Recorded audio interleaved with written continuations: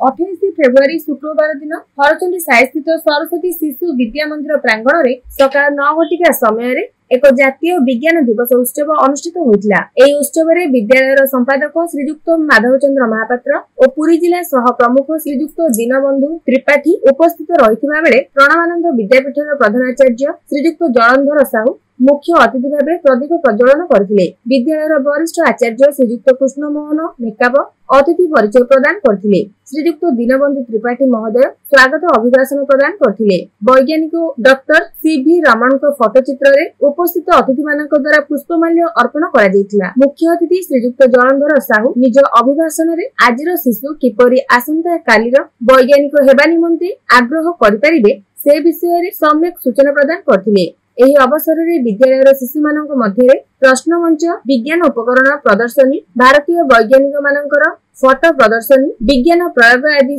प्रतियोगिता करा जाई कृति छात्र छात्री मानक पुरस्कृत करा जायतिला। विज्ञान संबंधित नाटक मध्य शिशु भाई भौणी मानक द्वारा परिवेषण करा जायतिला।